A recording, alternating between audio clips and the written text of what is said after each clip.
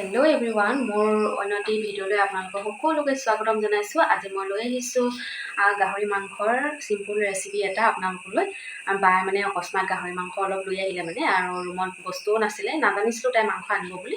তেতিয়াহ'লে মই কিবাকিবি লৈ আহিলোঁ হয় ন, চব্জি তব্জি। আজি এতিয়া ৰুমতে বস্তু কি আছে মই তাকে দি বনাম।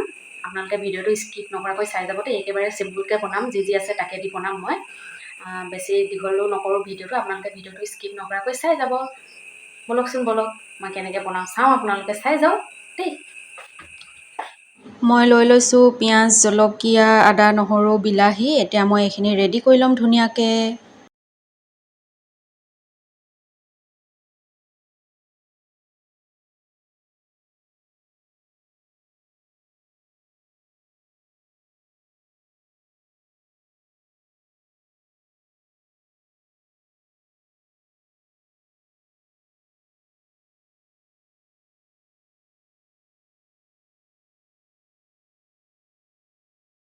এয়া মই ৰেডি কৰি ল'লোঁ। এয়া দেখিছেনে, বিলাহীখিনিও ধুনীয়াকৈ ৰুকি মেলি ৰেডি কৰি লৈছোঁ মই। ইয়াত মছলা আৰু বিশেষ একো নিদিওঁ, এনেকৈ বনাম।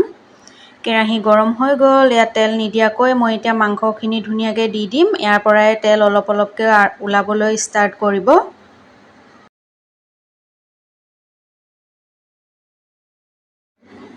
এতিয়া মই ইয়াত অলপ নিমখ দি দিম আৰু তেনেদৰে অলপমান ভাজি ল'ম।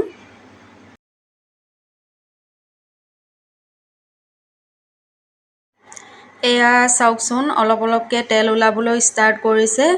এয়া চাওকচোন, তেল ওলাইছে, ভালেখিনি তেল ওলাইছে। এতিয়া মই ইয়াতে কাটি লোৱা জলকীয়াখিনি দি দিম, আদা নহৰু ৰুকি লোৱাখিনি দি দিছোঁ আৰু পিঁয়াজখিনিও অলপ পিছত দি দিম মই।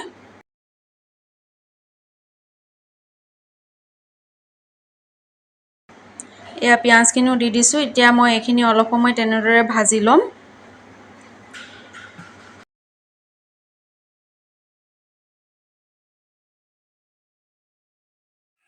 আজি মাংসখিনি এনেকুৱাকৈ চিম্পুলকৈ বনাম মই, আৰু আপোনালোকে কেনেকুৱা পায় প্লিজ কমেণ্ট কৰি জনাব। একেবাৰে চিম্পুলকৈ বনাম, মছলা চছলা একো নিদিওঁ মই। আদা নহৰুৱে দিছোঁ, আৰু আদা নহৰু পিঁয়াজ জলকীয়া এইকেইটাই দিম আৰু বিলাহী দি দিম, তেনেকুৱাকৈ বনাম। ভিডিঅ'টো চাই আপোনালোকে কেনেকুৱা পায় প্লিজ কমেণ্ট কৰি জনাব, আৰু মোৰ ৰেচিপিটোৰ শেষত কেনেকুৱা হয় আপোনালোকে প্লিজ কমেণ্ট কৰি জনাব দেই। চাই যাওক মই কেনেকৈ বনাওঁ, শেষলৈকে চাই যাব দেই ভিডিঅ'টো।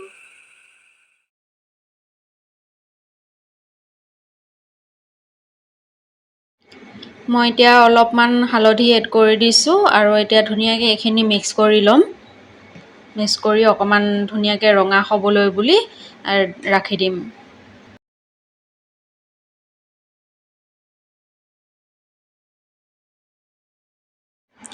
মাংসখিনি এতিয়া ৰঙচুৱা হৈছে। এয়া দেখিছেনে, তেলো ভালেখিনি ওলালে। এতিয়া মই ইয়াতে ৰুকি লোৱা বিলাহীখিনিও মই ইয়াত দি দিছোঁ।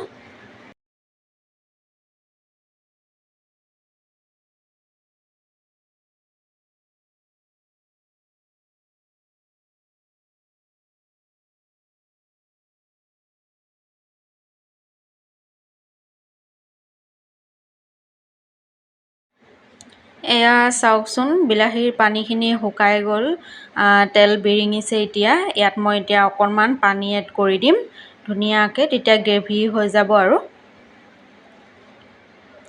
গৰম কৰি ৰাখি থৈ দিছোঁ পানী, এতিয়া মই ইয়াত দি দিছোঁ পানী অকণমান, আৰু মই এতিয়া ইয়াত উতলিবলৈ দিম আৰু অকণমান শুকুৱাই মেলি দিম আৰু পানীখিনি, তেতিয়া ধুনীয়া গ্ৰেভি হৈ যাব।